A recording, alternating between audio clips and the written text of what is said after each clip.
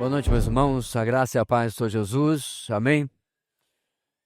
Eu fico contente de ter que explicar a cada domingo, uma vez que nós temos vários rostos novos, que a nossa igreja caminha domingo após domingo no mesmo livro das Escrituras. No momento, como está lá, o Evangelho de Mateus é onde estamos caminhando, chegando hoje a nossa mensagem número 32 e inaugurando o capítulo número 10, para onde eu peço que você já deixe a sua Bíblia aberta. Então, como eu disse, nós estamos caminhando a 32 mensagens, completando hoje, neste evangelho maravilhoso, primeiro livro do Novo Testamento, e que disputa com o evangelho de Marcos qual foi o primeiro a ter sido escrito. Como dizem por aí, há controvérsias, mas de uma maneira ou de outra que você decida, Mateus tem um valor tremendo pela sua mensagem única, como qualquer um dos outros evangelhos. Mateus foi escrito originalmente, principalmente para o povo judeu, os conterrâneos do autor, aliás, conterrâneos do Senhor Jesus também, e ele tem como tema geral do seu livro o seguinte enunciado que eu quero convidar-nos a lermos a uma só voz. Vamos lá? O Messias prometido realiza o plano divino da redenção, apesar da sua rejeição retardar a promessa do reino. Na nossa caminhada em Mateus, nós temos olhado já um bom conteúdo que dá a entender qual é a intenção do autor. Tem uma tabela que nos ajuda nisso daí. Nós já passamos por esta primeira parte, estamos nesta primeira parte, a oferta do rei, e já passamos pela apresentação do rei e pela proclamação do rei, e ali estão os textos determinados para estas sessões. Agora, na sessão que estamos, está a demonstração do poder do rei, e é dentro disso que ele vai dar hoje autoridade aos seus discípulos para pregar em seu nome. No final do capítulo 9, que terminamos semana passada, seguindo diversas demonstrações do poder do rei, do poder de Jesus, nós vimos um resumo de como Jesus nos serve de exemplo no que fazer para com os que estão perdidos como ovelhas sem pastor e que estão sem direção, e como nos sentirmos em relação a essas pessoas que precisam de direção na sua vida.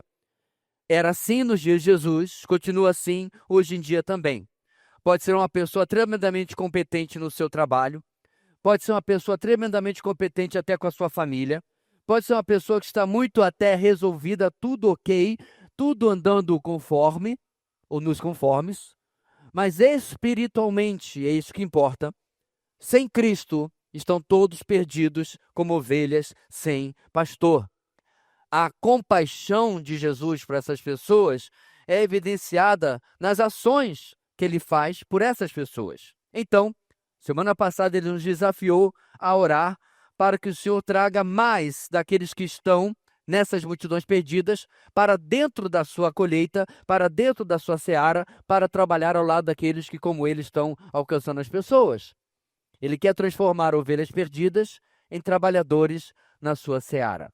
Hoje, iniciando, como eu falei, o capítulo 10, veremos a última reta, antes de deixarmos esta sessão da oferta do rei e a sua subdivisão, a demonstração do poder do rei.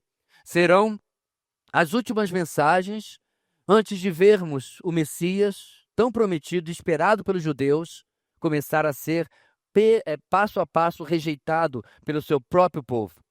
Nós vamos ver se concretizar aquilo que outro evangelista, o evangelista João, o apóstolo João, escreveu no começo do seu ministério.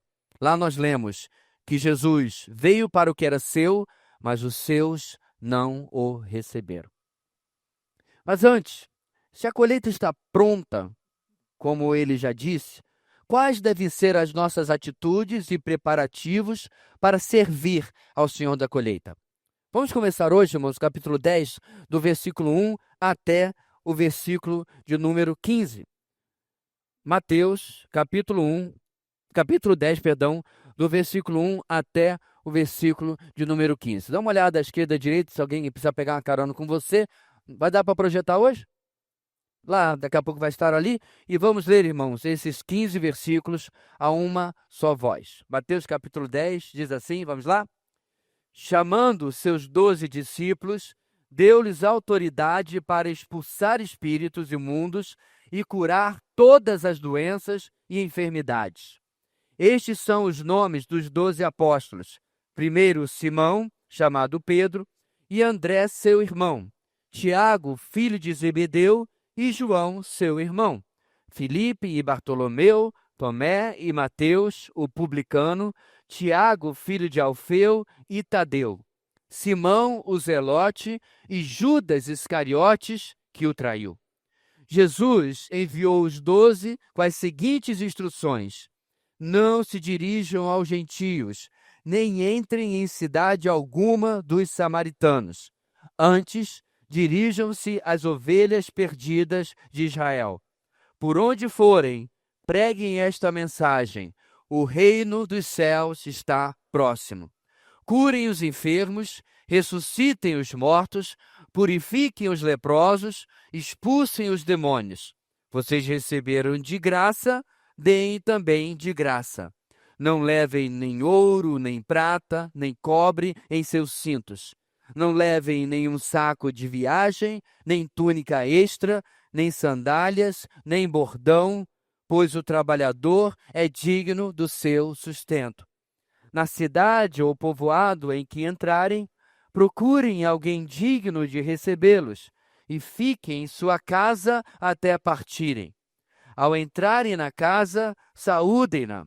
Se a casa for digna, que a paz de vocês repouse sobre ela. Se não for, que a paz retorne para vocês. Se alguém não os receber, nem ouvir suas palavras, sacudam a poeira dos pés quando saírem daquela casa ou cidade. Eu lhes digo a verdade: no dia do juízo haverá menor rigor para Sodoma e Gomorra do que para aquela cidade. Semana passada, meus irmãos, depois de muitos milagres, Jesus trouxe, por meio do seu exemplo, um desafio para não as multidões, mas sim para os seus discípulos.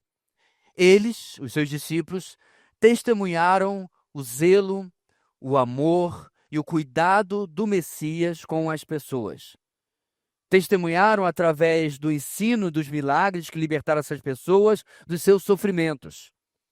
Agora, o mestre diz aos seus alunos: vocês têm o coração que eu tenho? Vocês enxergam o sofrimento das pessoas como eu enxergo? Hoje, aqueles que estiveram primeiro a serviço do Senhor da colheita, isto é, os discípulos, vão nos servir, meus irmãos, de base para o nosso próprio trabalho na obra do Senhor. Sendo Ele, Jesus, o Senhor da colheita, segue-se que Ele tem toda a autoridade sobre quem irá, o que pregará e como pregará, como servirá naquela colheita. Portanto, hoje, nós vamos aprender a seguinte grande ideia no texto de Mateus capítulo 1 até o versículo 15. Capítulo 10, desculpe, de 1 a 15. O envio de obreiros segue a direção do Senhor da obra. O envio de obreiros segue a direção do Senhor da obra. Este enunciado tão curto e tão simples, irmãos, possui uma verdade muitas vezes ignorada nas nossas vidas, nas nossas igrejas, nos nossos dias. Talvez diante de grandes tarefas, quando as pessoas se sentem sobrecarregados, alguns começam a aceitar qualquer tipo de ajuda de qualquer tipo de pessoa, sem um padrão, sem nada pré-estabelecido realmente que exista. Ontem, estivemos no mutirão na nossa congregação ali no bairro Santa Teresa, a Igreja Batista Monte Sião. Eu confesso que eu não estava selecionando muito não, quem chegasse para ajudar, porque grande era a colheita. Muita coisa para fazer, muita árvore para podar, muito mato para roçar, muita parede para pintar. E qualquer ajuda era bem-vinda. Se entende isso. A gente compreende que o trabalho às vezes é muito grande e precisa de quem puder ajudar. Portanto, um pintor amador serviu. Um roçador amador serviu. Nós tivemos um outro profissional contratado que foi colocar o telhado de volta, porque as mangas da vizinha haviam quebrado absolutamente todas as telhas dos banheiros. Então, esses profissionais foram contratados, mas o resto fomos nós, que ajudamos, a maioria sem nenhuma expertise nessa área. Mas no trecho que nós começamos a ver hoje, irmão, Jesus nos mostra que essa amplitude de aceitar qualquer ajuda não acontece na obra do Senhor. É óbvio, primeiro precisa ser discípulo. Mas mesmo que percebamos, como ele afirmou no final do capítulo anterior, a colheita é grande, mas os trabalhadores são poucos, irmãos, ainda assim, o nosso Senhor é criterioso. E ele sabe exatamente o que espera que aconteça, por meio de quem aconteça e que de forma aconteça na sua obra. O envio de obreiros acontecerá, mas não acontecerá sem critério algum, ou com uma pressa humana, com um padrão humano para dirigir o trabalho. Apenas ele, o Senhor da Seara, dá as direções de como a sua obra será feita. Vamos começar a caminhar no nosso texto. Lembramos do último verso do versículo 9 para começar.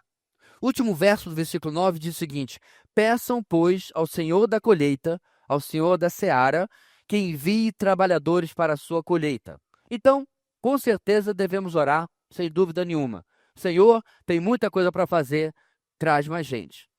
Mas jamais alguém responderá ao chamado de salvação de Jesus e, portanto, se juntará ao trabalho da colheita sem que o Senhor assim determine.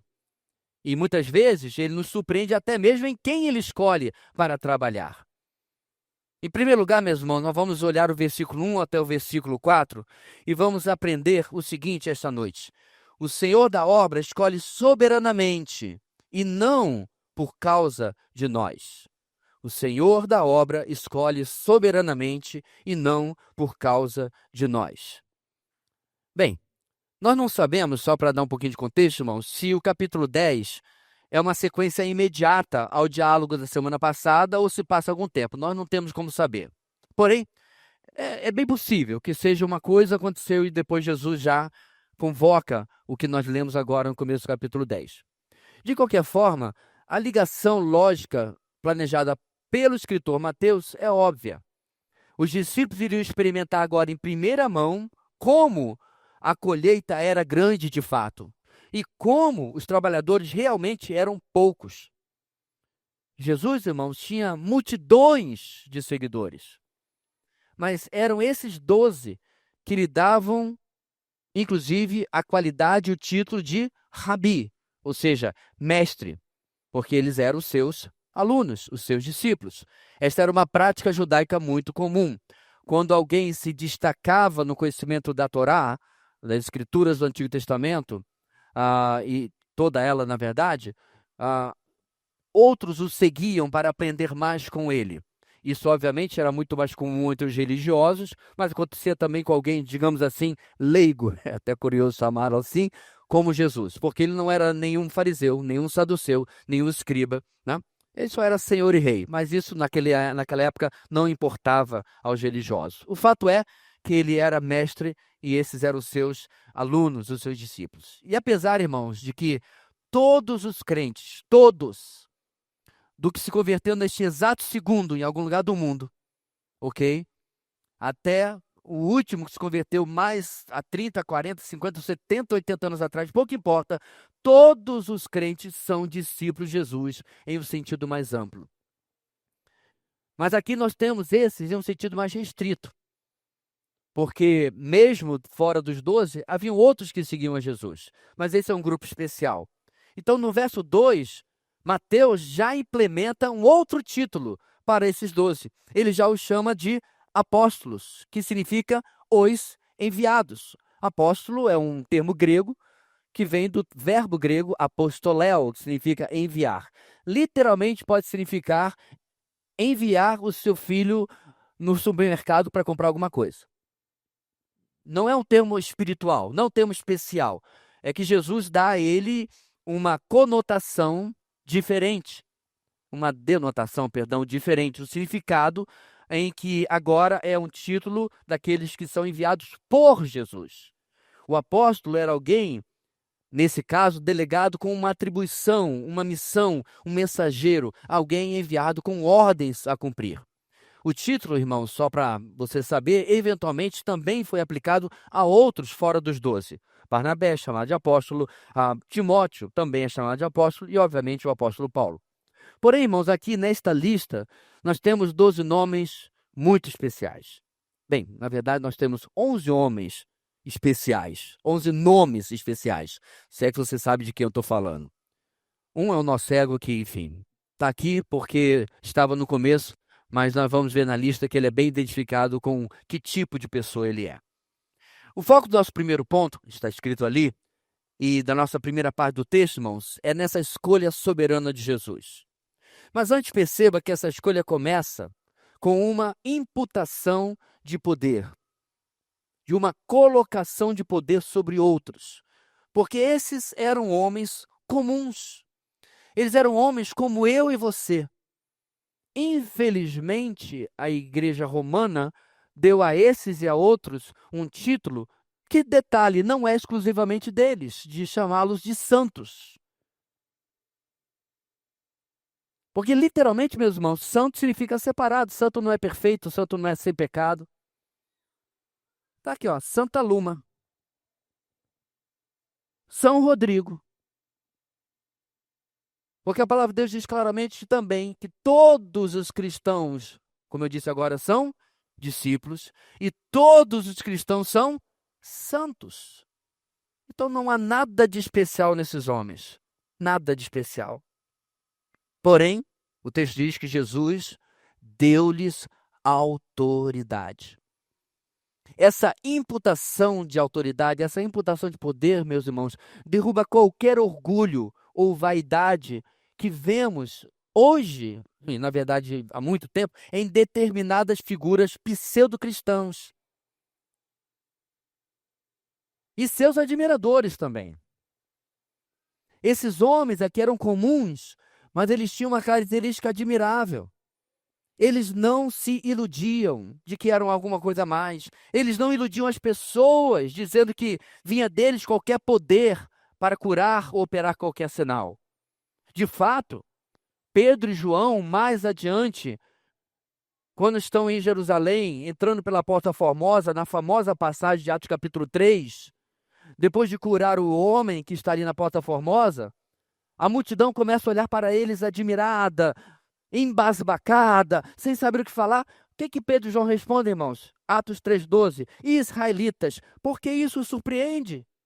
Por que vocês estão olhando para nós como se tivéssemos feito este homem andar por nosso próprio poder ou piedade?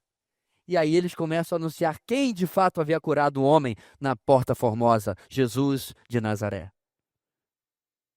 Isso era admirável. Eram homens comuns que não se envaideciam porque sabiam que nada tinha sido feito a partir deles, que eles tinham sido imputados com esse poder, revestidos com esse poder. Nada vinha deles. Então, meus irmãos, se temos que destacar algo, vamos chamar assim, que motivou a escolha do Senhor Jesus, a escolha do Mestre, é que esses seus escolhidos estão cientes de que não mereciam ser escolhidos. Humildade, reconhecimento da sua pequenez estava presente na vida deles. Então, estão cientes de que nada têm a oferecer. Tudo vinha do Mestre. Tudo era por causa do Mestre. E assim eles são revestidos de autoridade para fazer exatamente o mesmo que viram seu Senhor e Mestre fazer tantas e tantas vezes. Mas o que nos chama a atenção, meus irmãos, na escolha soberana de Jesus, em chamar os seus discípulos nesse texto, e é claro, em todas as eras, está no detalhe dos nomes aqui presentes, das pessoas aqui presentes. Nessa lista de homens, nessa lista de nomes, tal como em todas as listas que menciona, Pedro começa, mas começa porque ele de fato tem uma posição de destaque em meio ao colégio apostólico, e Judas é o último a ser mencionado, por um motivo óbvio, como está no nosso texto. E nessa lista, meus irmãos, nós temos, por exemplo, simples pescadores, os irmãos Pedro e André, e os dois outros irmãos, João e Tiago Maior, como acostumamos chamar, filhos de Zebedeu. Nós temos também homens simples, mas não necessariamente aqui pobres. E eles contrastavam com a pompa dos discípulos dos fariseus e com os nobres da corte. Não é interessante que Jesus, quando vai chamar, não chama alguém de destaque. Chama alguém, na verdade, que não chama a atenção de ninguém, meros pescadores. Além disso, meus irmãos, isso surpreende a presença deles aqui, porque João e Tiago são caracterizados por Jesus como gente de pavio curto, gente de sangue quente. Eles eram chamados de quê? Boanerges, que significa filhos do trovão. É uma maneira judaica de dizer: te acalma, meu filho. Eles eram pavio curto, cabeça quente. Mas é esse que Jesus chama.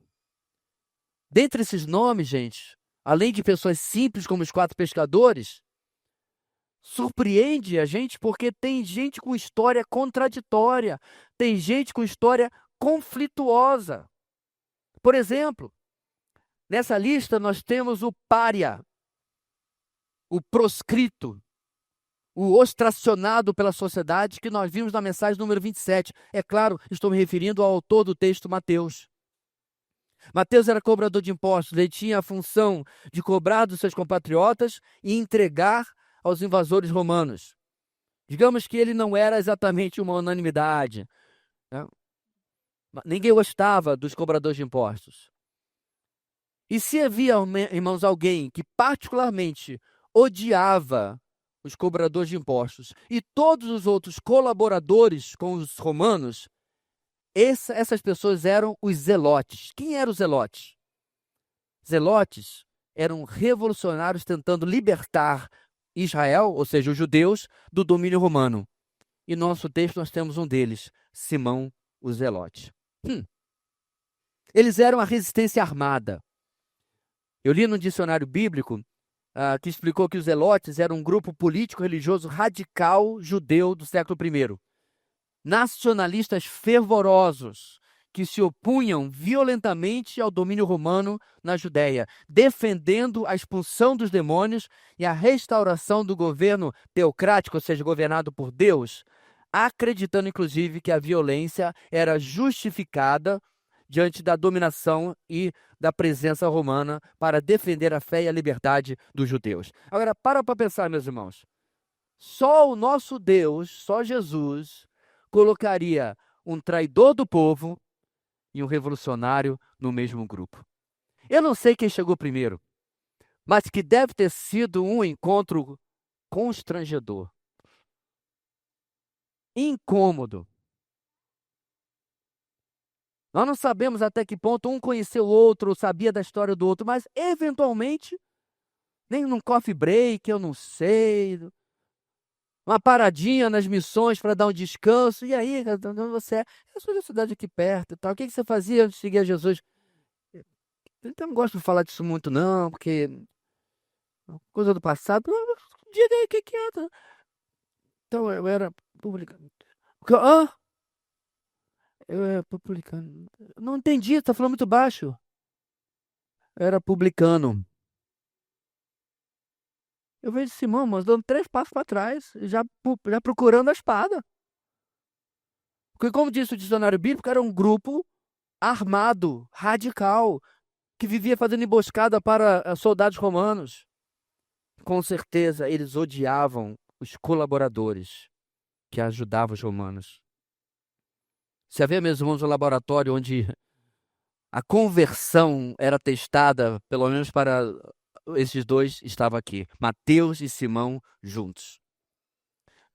Nós não podemos esquecer também de um homem chamado Bartolomeu. Praticamente todos os estudiosos da Bíblia que eu conheço concordam que ele é o mesmo que é chamado por Natanael, lá em João capítulo 1. E o que Jesus fala sobre Natanael ou Bartolomeu?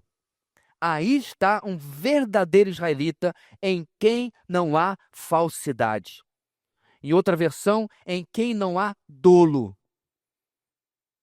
Esse é o cara que tinha os cachinhos do lado do rosto. Esse é o cara que usava as fitas de couro ao redor do braço. Que usava o talik, que é um manto com bordas em azul e branco, que andava em cada detalhe da lei judaica. Perceba que a observação de Jesus sobre ele não é uma crítica, é um elogio. Se você voltar lá em João capítulo 1, você vai descobrir que ele, inclusive, se admira. Senhor, de onde o Senhor me conhece? Ele diz, olha, antes que Felipe, se eu não me engano, o André, agora me falta a memória, foi lhe buscar lá debaixo da árvore onde você já estava, eu já lhe conhecia. Foi assim que ele chamou Natanael ou Bartolomeu para segui-lo. Agora, para pensar, meus irmãos, imagine um judeu, todo certinho, extremamente observador e obediente à lei e fiel em tudo o que se esperava de um judeu. E agora, ele está em meio a homens comuns, homens que provavelmente eram bem menos conhecedores da lei e até mais, digamos assim, flexíveis em alguns pontos do que ele. Por exemplo, quem sabe esses pescadores, os 4 iniciais, iam pescar no Sabat, no sábado, quando era proibido. Mas tem conta para pagar, tem boleto chegando. Não, naquela época eles não tinham a desgraça dos boletos, mas enfim, você entendeu o ponto. Eles tinham que fazer alguma coisa, então às vezes, se é para pescar, bora no Sabato mesmo, porque lá estava um grande religioso. O problema, meus irmãos, aquele cara muito certinho, muito religioso e que faz tudo o que supostamente deveria fazer, é quando ele começa a tomar conta da vida dos outros. Ele se acha tão observador que tem que ficar olhando para todo mundo, para cada detalhe, para cada ponto. E detalhe, a lei judaica tinha muito detalhe. Eram mais de 6 centenas de mandamentos. Era muita coisinha para ficar observando se estava sendo feita ou não. Inclusive, meus irmãos, imagine Natanael quando o próprio Jesus fazia coisas no sábado. Lembra que os fariseus o criticavam? Por que você está curando no sábado? Dá para entender uma coisa dessa? Mas talvez no começo isso tenha sido algo que também incomodou a esse judeu tão perfeito, tão fiel. E é claro, nós temos também Tomé. Tomé é aquele que duvida. Ele não está presente quando Jesus se apresenta da primeira vez. E aí dizem para Tomé, Tomé, vimos o Senhor. Perceba, não é eu vi o Senhor, é vimos. Nós 10 vimos, 10, porque Tomé agora é o 11 e o 12 já foi embora. Depois da ressurreição, né? Vimos o Senhor, as mulheres também, então já que tem 10, 11, 12, 13 pessoas. E ele diz, se eu não colocar o dedo na sua ferida e no seu lado, não acredito não. Você acha, meus irmãos, que Jesus não sabia o que Tomé iria fazer? Eu fico pensando, meus irmãos, o que é ser Jesus e chamar as pessoas, como por exemplo, inclusive o próprio Judas Iscariotes, sabendo exatamente o que elas fariam. Aí eu lembro, meus irmãos, que ele sabe exatamente o que eu faria nos últimos 45 anos servindo a ele quando me chamou quando eu tinha 10 anos.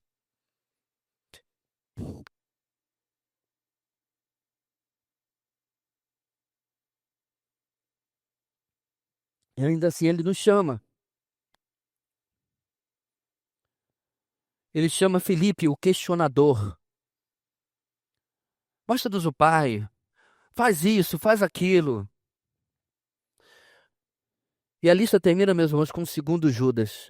Esse daí é complicado. É segundo Judas porque Tadeu, que está no texto, também é chamado de Judas. Judas Tadeu. E Mateus, meus irmãos, não poupa o segundo Judas de uma informação tremendamente triste, entristecedora. Judas Iscariotes, que o traiu. No Antigo Testamento, irmãos, tem um profeta, me foge agora o nome dele, que vai ungir o rei. E começa a chorar diante dele. É um homem comum, ele vai ungí-lo como rei. E o homem pergunta, meu senhor, por que você está chorando? E o profeta diz, porque eu sei o que tu farás a Israel. Bem, esse aqui sabia muito bem que todos esses homens fariam, inclusive nós também. Essa altura, meus irmãos, somente Jesus, é claro, sabia que Judas faria no futuro. E ainda assim o inclui nessa lista. Quando pensamos, meus irmãos, em um Dream Team, um time dos sonhos, pensamos nas melhores pessoas, nas melhores aptidões, nos melhores caráteres, naqueles que sabem trabalhar em equipe, aqueles que sabem liderar. Esse é o nosso padrão, não é verdade? Você foi escolher o time da pelada. Alguma vez na sua vida você escolheu um perna de pau? Ninguém faz isso. Perna de pau é o último a ser escolhido, né? Quando você vai fazer trabalho da escola, lembra? Tem aquele camarada que é cri-cri, tem aquela menina que faz nada, não serve nem para segurar a cartolina. Você escolheu aquela pessoa? Não. Eu nunca fui bom em muita coisa, meus irmãos. Mas é óbvio, falando inglês há muito tempo, quando tinha trabalho de inglês, começaram a disputar, de fazer os grupos, modéstia à parte, alguém levantava. João Versi, eu já escolhi. Pelo menos para uma matéria eu era escolhido. Por algum motivo que eu desconheço, ninguém me escolhia para química, para física, para matemática. Certo preconceito com as minhas habilidades nas exatas. Mas em inglês eu era chamado, história também, diga-se verdade. A gente chama os melhores, esse é o nosso padrão. O problema, meus irmãos, é que muitas vezes, muitos de nós não entraríamos no time dos sonhos, no Dream Team de outras pessoas. Agora, para nossa surpresa, o Senhor da colheita não é como muitas pessoas.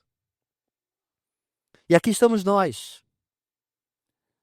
Aqui estamos nós, irmãos, nós que somos pessoas comuns, que somos os filhos do trovão, que somos os que o negaram, que somos os que duvidaram, nós somos os que questionaram. Nós somos aqueles que o desapontaram. Nós somos aqueles, meus irmãos, que, de certa forma, o traímos com nossas ações, com nossas reações, com nossos pensamentos. O Senhor na seara, portanto, meus irmãos, escolhe soberanamente. Isso não tem nada a ver comigo e com você.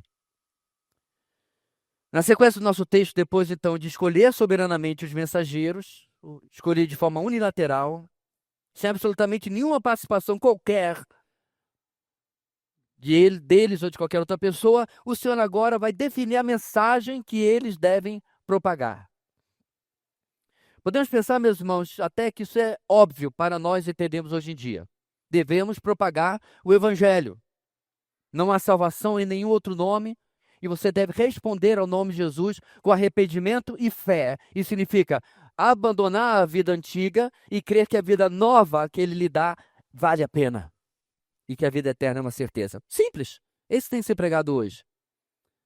Mas Jesus nos mostra nesse texto, irmãos, que apesar da simplicidade do que temos que pregar, os detalhes, alguns detalhes dessa instrução são muito importantes. Que definir o que deve estar e o que não deve estar, definir o significado dos detalhes da mensagem, definir até a quem pregamos, são sim questões relevantes. Planejamento, organização, ordem, faz parte também da obra de Deus. Segundo lugar, versos 6 e 7. O Senhor da obra define a mensagem a ser pregada. 5 a 7, perdão. O Senhor da obra define a mensagem a ser pregada. O verso 5 que inicia tem uma palavra muito importante, instruções. Instrução significa ensino, esclarecimento. Isso nos comprova, meus irmãos, essa palavra comprova que a obra de Deus é feita sempre, claro, sobre o poder do Espírito Santo, mas não é feita no improviso. Não é feita simplesmente na boa vontade. Não é simplesmente ir com muita boa vontade e dizer, em nome de Jesus vai dar tudo certo, que é um tipo de tomara que dê certo, né? Evangélico. Muito pelo contrário, parte da nossa oração, da nossa dependência do Senhor, e precisa conter sempre, meus irmãos, a seguinte frase, presta atenção. Senhor, abençoe-nos com inteligência e discernimento sobre como e o que devemos fazer na tua obra. Então não é botar a Bíblia debaixo do braço, uma boa vontade, sai sem eira nem beira, como dizia antigamente, mas requer realmente pensamento. No caso dessa viagem missionária dos 12 apóstolos, Jesus começa, olha só, limitando o público-alvo. Para pensar, se ele não tivesse falado isso, eles sairiam pregando para qualquer um. E Jesus disse que eles deveriam evitar, primeiro, os gentios. Quem são os gentios? Nós, os que não são judeus. E eles deveriam evitar também um segundo grupo, os samaritanos, que eram meio judeus. Eu explico. Os samaritanos foram o resultado da invasão assíria em 722 a.C., ou seja, praticamente 750 anos atrás do nosso texto, ok? Em que judeus que ficaram naquela parte do norte foram misturados com outros povos que foram migrados para lá. Os assírios fizeram assim, pegaram a maioria dos judeus e levaram para outros povos, e pegaram outros povos e colocaram ali, quebrando a resistência dos povos que eles conquistavam. Infelizmente, irmãos, o povo do norte, que era Israel, já era tão corrupto espiritualmente, que quando chegou aquele pessoal, chegou os caras bonitão, umas mulheres lindas lá, não quiseram nem saber que não eram judeus, e se misturaram, o que era contrário à orientação da palavra de Deus para os judeus, ok? Então, esses dois grupos não podiam ser a eles pregados. Hoje em dia, Jesus ia ser cancelado. Ia ser chamado de racista, xenófobo, nacionalista, provavelmente extrema-direita, e outras palavras muitas que são usadas hoje, sem absolutamente fazer nenhum sentido. Não tem nenhum fato, não tem um vínculo com a realidade, é pura e simples militância ideológica. Mas com certeza Jesus ia ser taxado assim hoje em dia. Já pensou? Pessoal, nós vamos pregar, sair para pregar, mas não pode pregar para haitiano e para venezuelano. Ai, ui. Não querem nem perguntar por quê. Aí eu poderia explicar. Não, porque a gente vai fazer um trabalho em espanhol para alcançar os venezuelanos e em francês / crioulo para alcançar os haitianos. Ah, mas onde você conseguir abrir a boca, já está cancelado. Porque Jesus tinha um motivo. E certamente não era racismo. Então, para quem está se perguntando, irmãos, vamos lembrar o tema de Mateus? O Messias prometido realiza o plano divino da redenção, apesar da sua rejeição retardar a promessa do reino. Jesus é este Messias. Ele é o Messias prometido. E, acima de tudo, e antes de nada, essa promessa foi feita ao povo de Deus do Antigo Testamento, isto é, ao povo judeu. Jamais um povo gentil recebeu a promessa de que Deus iria trazer o Messias. Sempre foi através de Israel. Por isso, irmãos, inicialmente, a limitação de Jesus sobre o público-alvo. Sendo Deus, Jesus bem sabia que eventualmente ele seria rejeitado por este mesmo povo, a quem agora ele está dando exclusividade de ser pregado a ele. Porém, Israel, ou seja, os judeus, precisava, irmãos, da oferta para que essa oferta fosse rejeitada e assim o seu caráter rebelde e desobediente ficasse mais uma vez comprovado. Se Jesus agora, no início do seu ministério, ordena os seus discípulos a pregar a absolutamente todo mundo, os judeus teriam uma desculpa para lá desfarrapada de dizer: como é que a gente ia reconhecê-lo como Messias? Ele chegou pregando para todo mundo, ordenou os seus discípulos que pregassem para todo mundo. Então Jesus, de maneira obviamente extremamente sábia, contém a pregação apenas aos perdidos da casa de Israel. Só então, com a rejeição desses, o reino seria postergado, o reino seria retardado, até aquele dia em que diz a palavra de Deus: todo Israel será salvo. Isso está, meus irmãos, em Romanos capítulo 11, versículos 25 a 27. Se você quiser abrir e acompanhar, lá o apóstolo Paulo, explicando inclusive sobre a eleição soberana de Deus, vai nos dizer o seguinte, Romanos 11, 25 a 27. Irmãos, não querem que ignore este mistério, para que não se tornem presunçosos. Israel experimentou um endurecimento em parte, até que chegue a plenitude dos gentios, ou seja, até que o último não-judeu se converta. Pastor, quando vai ser isso? E lá eu sei. Um monte de hereges nos últimos séculos tentaram colocar essa data. Não temos ideia, meus irmãos. Pode literalmente ser agora, amanhã, como pode ser daqui a vários anos. Mas o texto diz, até que chegue a plenitude dos gentios. E assim, todo Israel será salvo, como está escrito, virá de Sião o Redentor, que desviará de Jacó a impiedade. E esta é a minha aliança com eles quando eu remover os seus pecados. Aliás, meus irmãos, Paulo está fazendo isso aqui, escrevendo isto, baseado no Antigo Testamento, Isaías 59 e Jeremias capítulo 31. Ou seja, a restauração final de Israel não foi reinterpretada e transformada na salvação da igreja, como alguns afirmam. Defender isso, meus irmãos, beira o fato ou a tentativa de fazer Deus de um mentiroso. Prometeu uma coisa no Antigo Testamento, fez outra no Novo. De maneira nenhuma. Tal e qual ele prometeu ao seu povo do Antigo Testamento, apesar do que fizeram, inclusive nos dias quando o Messias lhes foi oferecido, um dia, meus irmãos, se tornará realidade. O remanescente de Israel que se voltará para o Messias será salvo. Aliás, Paulo, nesse contexto, usa a palavra remanescente 2 vezes. Romanos 9, 27 e 11, versículo 5. Isso dito, o importante, meus irmãos, é sabermos que, apesar de todos os seres humanos precisarem, a mensagem precisa ser planejada. Isso inclui, muitas vezes, definir a quem pregamos, definir etnias que alcançamos, a grupos que são procurados. Deus alcança a cada um de nós em uma grande estratégia. Já reparou a diferença entre nós? Eu fui chamado uma vez, há muitos anos atrás, para pregar aquele grupo motorizado, me foge agora o nome, da polícia, através de um irmão nosso que é de uma igreja aqui. Irmãos, eu não tenho a possibilidade nenhuma de chegar perto daquele grupo. Eu não sou policial, não tenho grande influência, aliás, não tenho nenhuma influência nas forças de segurança. Da mesma forma, anos depois, eu fui pregar a um grande grupo do Corpo de Bombeiros aqui, ali na Avenida Venezuela. Quando eu cheguei ali, meus irmãos, a primeira coisa que eu pensei foi, como que eu cheguei aqui? Porque eu conheço, inclusive alguns são aqui da igreja, vários bombeiros, mas não tenho influência nenhuma lá. Não conheço o comandante, não sei nem se o nome é esse. Não conheço o chefe. E o máximo que eu cheguei lá foi usar o auditório que alugamos 2 ou 3 vezes.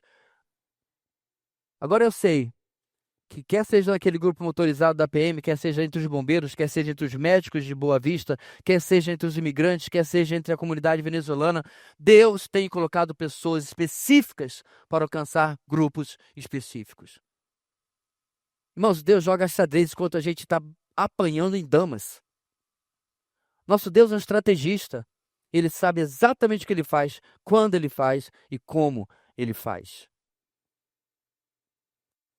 Ele vai, então, levando a mensagem importante, primeiro, à casa de Israel. Que mensagem é essa? No verso 7, Jesus lembra aos seus discípulos da mensagem que ele mesmo e outros haviam pregado nos últimos anos. João Batista começa pregando. Naqueles dias surgiu João Batista pregando no deserto da Judéia. Ele dizia, arrependam-se, pois o reino dos céus está próximo. Mateus capítulo 3. Em Mateus 4, o Senhor Jesus continua pregando depois que João Batista é preso. Daí em diante, Jesus começou a pregar. Adivinha só, arrependam-se, pois o reino dos céus está próximo. A mesma mensagem. A mensagem continha primeiro arrependimento. Se há arrependimento, mas a salvação está implícita, pois aquele que se arrepende dos seus pecados é movido por fé e fé salvadora. Mas para aqueles dias, meus irmãos, o elemento extra, o detalhe característico era a concretização do reino. Lembra do nosso título de Mateus? O que eu quero dizer, meus irmãos? Presta atenção, importante isso. Tivesse o Messias sido acolhido pela nação de Israel, ou seja, pelos judeus, a história do mundo nos últimos 2000 anos seria totalmente diferente. É por isso que o título do nosso livro, nossa série em Mateus, fala que o reino foi retardado, foi atrasado. Não me entenda mal, Jesus com certeza morreria, porque a morte dele é imprescindível para a remissão dos nossos pecados. Porém, o que seguiria após a sua ressurreição seria uma realidade totalmente diferente do que a humanidade viveu nos últimos 2000 anos. Então, de certa forma, meus irmãos, de maneira nenhuma eu quero culpar apenas os judeus, porque se fosse eu, carioca, lá faria a mesma coisa. A gente tem essa ideia, meus irmãos, de que se eu tivesse no dia de Jesus, seria Pedro, Tiago, João e Joveci no barquinho. Não tem a musiquinha? Pedro, Tiago e João no barquinho. Tinha que adaptar, porque eu ia estar lá também. Menos, criatura, menos. Muito provavelmente, sabe lá, você não seria o que duvida, como Tomé. E detalhe, os 12 ainda pelo menos estavam do lado dele. Lá se eu fosse um dos fariseus. Meu ponto, meus irmãos, é que tudo que a humanidade vem sofrendo nos 2000 anos, a era das trevas, as epidemias que já passamos, e acredite, Covid é fichinha perto da peste bubônica e da peste negra, nada. Milhões e milhões e milhões morreram num espaço muito curto de tempo. 2 guerras mundiais, no mínimo 10 outros conflitos enormes. Nada disso teria acontecido se o Messias tivesse sido recebido como ele precisava ser, merecia ser. Bem, nossa mensagem hoje, meus irmãos, não é apenas para este público definido por Jesus, é claro, pregamos a todos. E também nem é exatamente esse mesmo conteúdo, porque o reino não é a nossa pregação hoje. Mas os princípios são os mesmos. Esses princípios não terminam com quem ou o que pregar. Tem muito mais coisas.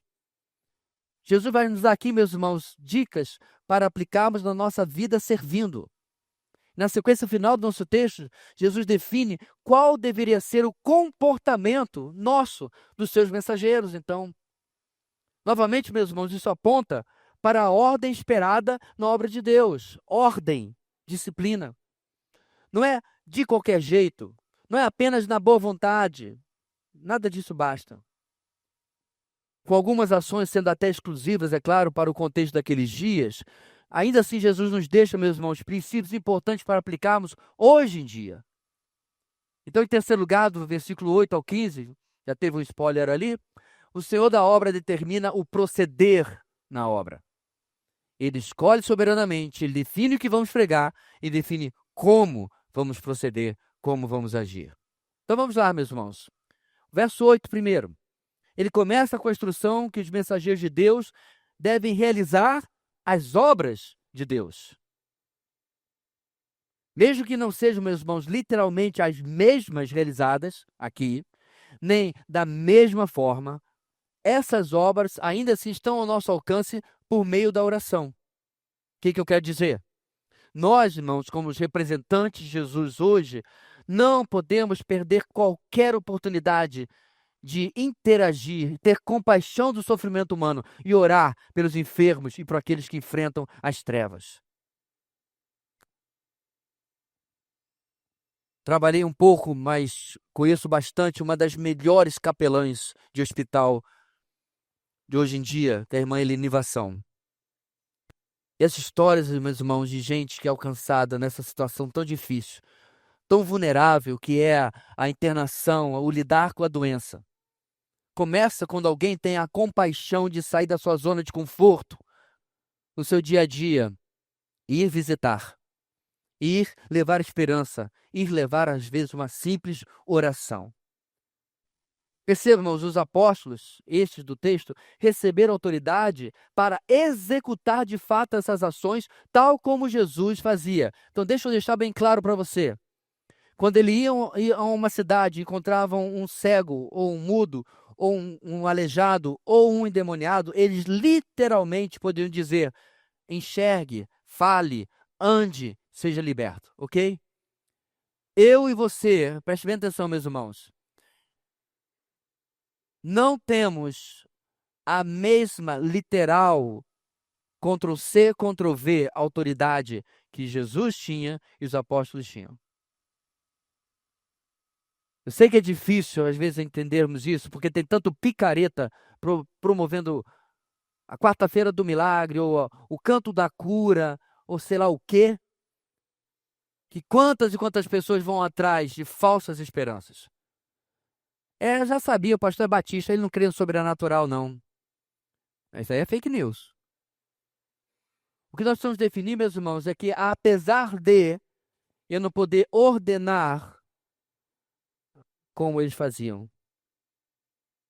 qual é a minha desculpa aonde eu me omito de orar pelo necessitado? No seu trabalho. E muitas vezes não fazemos, meus irmãos, por pura covardia e vergonha. Alguém colocou lá no trabalho, olha, mande seus pensamentos positivos. Já viu como coloca no grupo de WhatsApp? Mande seus pensamentos positivos, porque a nossa colaboradora, que é o nome chique para empregado hoje em dia, né? Sem emprego, eu sou empregado, mas agora não pode chamar, é colaborador. Parece até que não está ganhando nada para fazer aquilo, mas tá bom. A nossa colaboradora fulana teve um acidente e está hospitalizada. Mande suas vibrações positivas para ela. Ligue para a colaboradora, vá lá e ore pela recuperação dela em nome de Jesus. Meus irmãos, nós somos os sacerdotes deste mundo. Nós somos. Não é este cara que é. Isso é falsa doutrina romana. Não. Todos nós somos sacerdotes. Todo cristão. Hoje você aprendeu que você é discípulo, que você é santo, que você é sacerdote. Tem doutrinas tão simples na Bíblia que é impressionante quantos cristãos não sabem disso. Você é sacerdote para interceder por um mundo que está doente, que está em trevas, que está perdido. Nós somos essas pessoas. Temos que orar. Agora, o mesmo verso, meus irmãos, traz outra instrução. Os mensageiros de Deus não podem cobrar por algo que não é seu, isto é, o poder de Deus. Eles haviam recebido autoridade sobre as enfermidades e sobre as trevas sem merecer e sem pagar nada por isso. Da mesma forma, eles não podiam se comportar como mercenários da fé e cobrar pelas curas que realizavam. É isso que o texto do versículo 8 quer dizer. Literalmente está dizendo, vocês receberam de graça, deem também de graça. E essa instrução, meus irmãos, a verdade, essa simples frase, ela é muito corrompida por aqueles que confundem isso com o reconhecimento material daqueles que servem a igreja em diversas capacidades possíveis. Paulo, por exemplo, e vários outros missionários na Bíblia, eram costumeiramente sustentados com ofertas vindas de diversas igrejas. Eles não mandavam abóbora, banana, mandavam o que se tinha na época, o dinheiro, para sustentar Paulo e outros missionários. Aliás, o mesmo Paulo ensina a Timóteo o seguinte, está lá em 1 Timóteo capítulo 2, os presbíteros que lideram bem a igreja são dignos de dupla honra, especialmente aqueles cujo trabalho é a pregação e o ensino. Pois a Escritura diz, não amordace o boi enquanto está debulhando o cereal, e o trabalhador merece o seu salário. Paulo está citando Deuteronômio capítulo 5.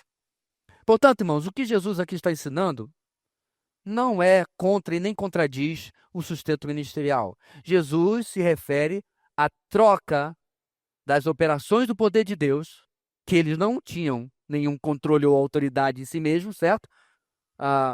Por algum tipo de pagamento das pessoas que eles curavam ou libertavam. Hoje, irmãos, se nós pudéssemos fazer uma comparação simples, seria alguém cobrar aquele que você pregou e levou a Jesus. Você pregou para o Sinfrônio se converteu, aí você diz para ele, então, agora tem uma taxa, tem uma comissão. Você se converteu, então agora anota meu Pix. É um reconhecimento porque eu preguei o evangelho para você. Mas eu nunca vi, e essa daí eu nunca vi, mas eu não me surpreenderia com absolutamente mais nada hoje em dia. Se não aparecer um camarada fazendo exatamente isso. Bem, Jesus não acabou. Nos versos 9 e 10, inclusive, nós temos aqui a terceira instrução de Jesus que comprova o sustento ministerial que eu acabei de mencionar. Os mensageiros de Deus devem depender de Deus para o seu sustento. E antes de explicarmos melhor isso, vejamos como Jesus experimenta os 12 apóstolos nessa questão.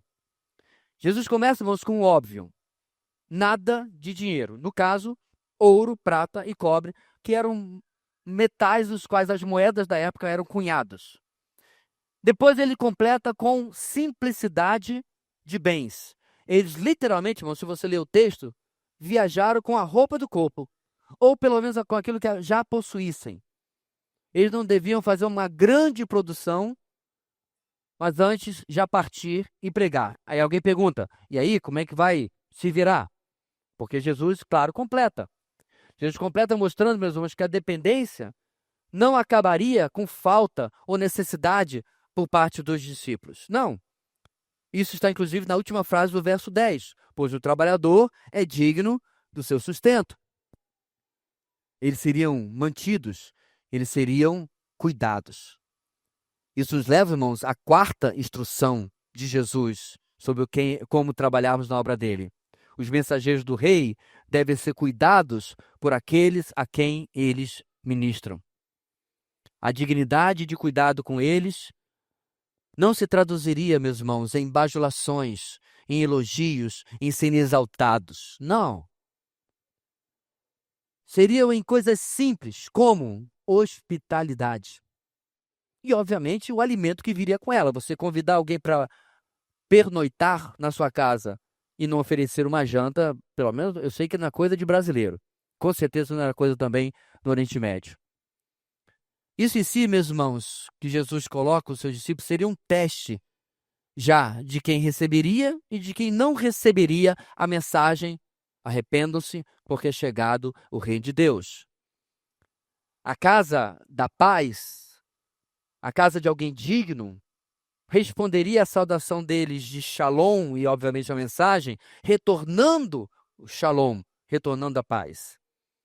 A casa ou mesmo a cidade que agisse de forma contrária receberia um sinal de juízo. Olha só, os mensageiros deveriam sacudir a poeira dos seus pés. Esse era um sinal cultural, meus irmãos, de rejeição. E essa rejeição, diz o texto, da mensagem que eles estavam pregando, era pior do que o pecado. E o texto cita Sodoma e Gomorra, lá de Gênesis capítulo 19. Irmão, Sodoma e Gomorra era tão ruim que era uma mistura de Rio de Janeiro com Las Vegas, com sei lá quem mais. Essas cidades são fichinha, perto de Sodoma e Gomorra. Então Deus resolveu dar um basta. Literalmente, choveu fogo do céu. Salvou-se quem? Ló e as suas duas incestuosas filhas. Sua mulher foi uma tentativa de salvar, arrependeu-se olhando para trás do que havia deixado e transformou-se em uma coluna de sal. Você conhece a história? Mas Sodoma e Gomorra acabou por juízo de Deus. Aí Jesus diz que no dia do juízo, as cidades, as pessoas que rejeitaram a oferta do rei, a mensagem de arrependimento, teriam menor rigor para Sodoma e Gomorra do que para aquela ou aquelas cidades. Incrível isso, né? Como nós vemos, meus irmãos, nosso texto de hoje, ele é um texto de instrução ministerial. Eu até acredito que isso daria uma ótima apostila para treinamento de obreiros e missionários. Mas preste atenção, isso é para nós. Isso não é apenas para aqueles que vão entre os Yanomamis, como nós vimos agora na exposição aqui. Isso não é apenas para aqueles que vão para povos distantes. Nós somos os missionários, irmãos. Somos nós que estamos na colheita que é grande, que Jesus falou no capítulo anterior. Você já parou para pensar, meus irmãos, que a gente fica tão preocupado porque tem que alcançar o pessoal lá na Nigéria e tem que alcançar o pessoal, agora o Irã, tá essa polvorosa, né? Inclusive, irmãos, não sei se você sabe, a igreja do Irã é uma das que mais crescem no mundo hoje em dia. Só no ano passado, 50.000 mesquitas fecharam no Irã. Primeiro, pela secularização do povo, não quer saber de religião. Segundo, pelo crescimento do cristianismo. As pessoas abandonando a falsa fé em Alá e se voltando para o Deus vivo e verdadeiro, seu Filho Jesus Cristo. Graças a Deus por isso. Mas a gente pensa assim, vamos mandar alguém para o Irã, vamos mandar alguém para a Nigéria, vamos mandar alguém para Katmandu. Joia, quem vai alcançar as pessoas com quem você trabalha? Quem vai alcançar as pessoas da sua família ou da sua vizinhança? Como vimos, irmão, semana passada, Deus tem lhe dado um campo missionário exclusivo. Talvez você divida com mais um ou dois ou três irmãos em Cristo, mas você está lá porque essa é a sua responsabilidade. O envio de obreiros segue a direção do Senhor da obra. Você tem seguido essas direções? Tem seguido essas instruções? Vamos recapitulá-las antes de irmos para casa. O Senhor da Seara escolhe soberanamente e não por causa de nós. Amados irmãos, será que nós temos ideia do privilégio de sermos chamados para a obra do Senhor?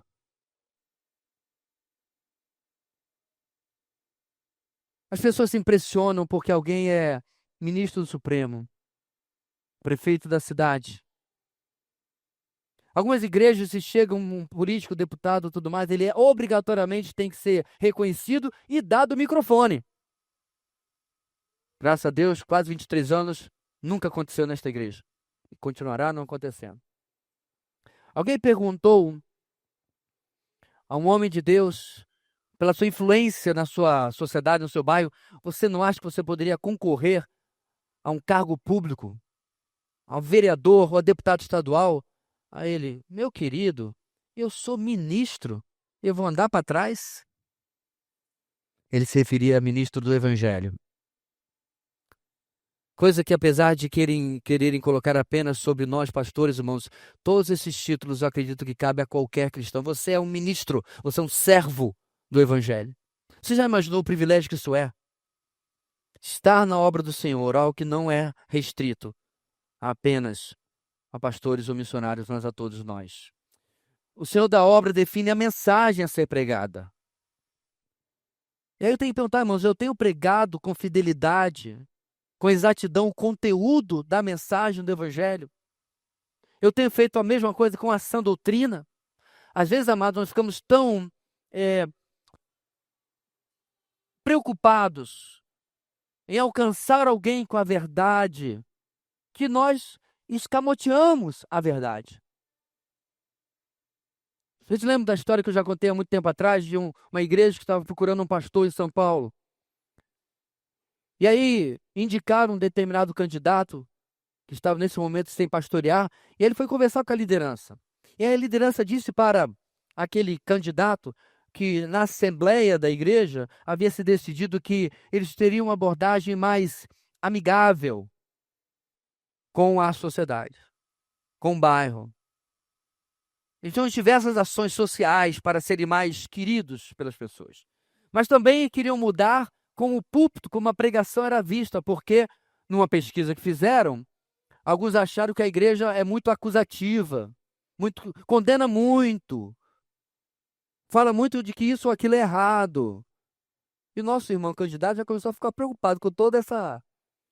E aí eles deram uma lista.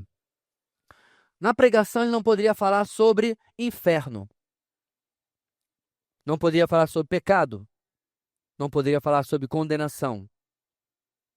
Não poderia falar sobre adultério, homossexualismo, corrupção. E a lista era longa de vocábulos que não poderiam estar presentes na pregação daquele pastor candidato, se chamado fosse para pastorear aquela igreja.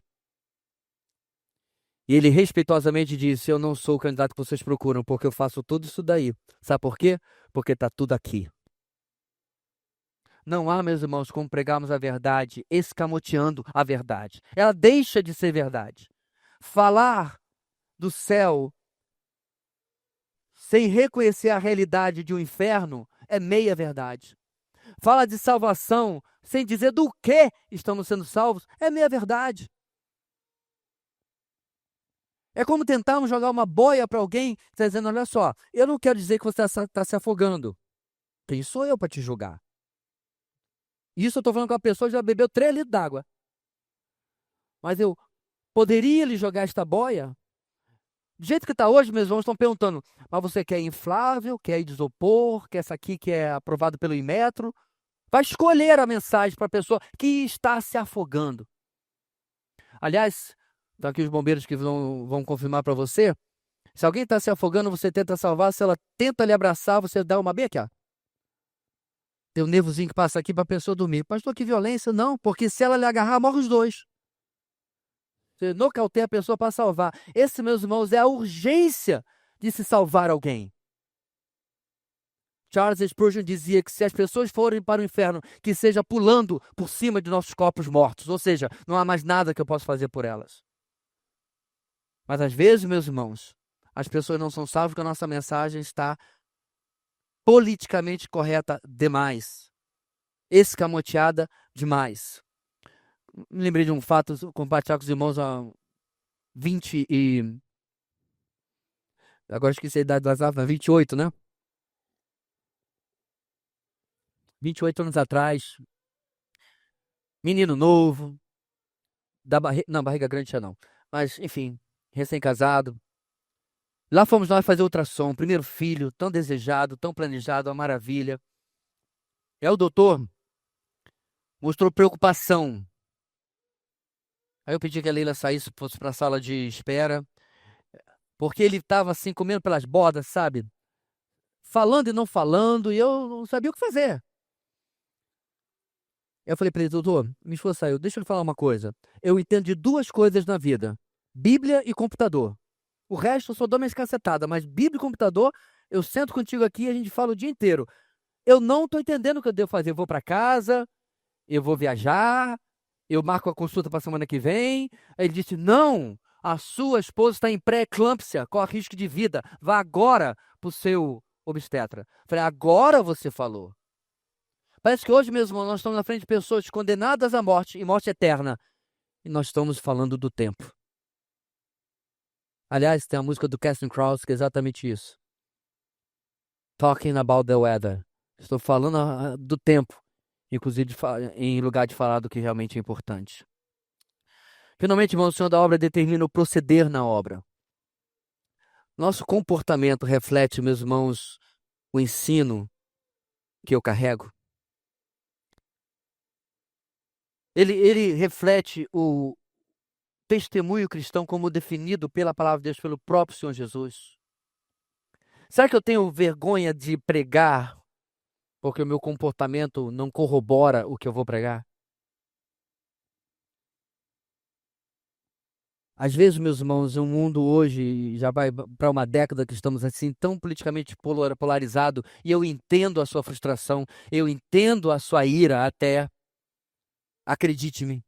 Às vezes, irmãos, nós somos tão repreensíveis na forma como manifestamos a nossa frustração, a nossa indignação, que não cabe no mesmo WhatsApp em que falamos da nossa indignação, fala do amor de Deus e do Evangelho. Já parou para pensar nisso? Eu não estou definindo que você não tem motivo para ficar indignado. Eu fico o dia inteiro falando sobre isso se você quiser. Vou aumentar a sua indignação, porque deve ter coisa que você nem sabe. Mas, meus irmãos, há tantos escândalos na sociedade e até dentro das igrejas. Será que as pessoas podem olhar para mim, para nós, como uma exceção, como quem está fazendo diferente? Está vivendo de maneira diferente? Dinheiro, por exemplo, que está no nosso texto, é algo que está muitas vezes envolvido em escândalos fora da igreja e dentro da igreja. Aconteceu agora, alguns dias atrás, para dizer a verdade. Diante disso tudo, meus irmãos, para encerrar, se o Senhor tem uma direção para a sua obra, e se não há alternativa, se salvo sou por Cristo Jesus, eu já estou nesta obra, eu preciso dizer, Senhor, me mostra onde está errado. Me mostra onde está errado, porque eu não estou sequer fazendo o que deveria fazer. E muda meu procedimento. Por quê? Porque eu estou olhando ao redor. A obra é maior do que eu poderia pensar. E eu não quero ser apenas um obreiro que fica pelo caminho. Quero ser um obreiro aprovado. Que não tem de se envergonhar. Que maneja bem a palavra da verdade. Timóteo capítulo 2, versículo 15. Oremos. Deus amado, ajuda-nos a olhar para Jesus e para o seu ensino hoje e olhar para nossas vidas e como nós precisamos ou em que precisamos mudar. Obrigado, Deus, pela tua palavra, como ela serve, como sempre, de lâmpada para iluminar questões e detalhes tão específicos do nosso procedimento da nossa vida, neste caso, ao nos levantarmos para servir ao Senhor e servir aos outros. Ajuda-nos, ó Deus, nesta semana a olhar para nossas atitudes, a pensar no que falamos, no que pregamos e passarmos pelo crivo, pelo filtro da Tua palavra. É o que oramos, em nome de Jesus. Amém e amém.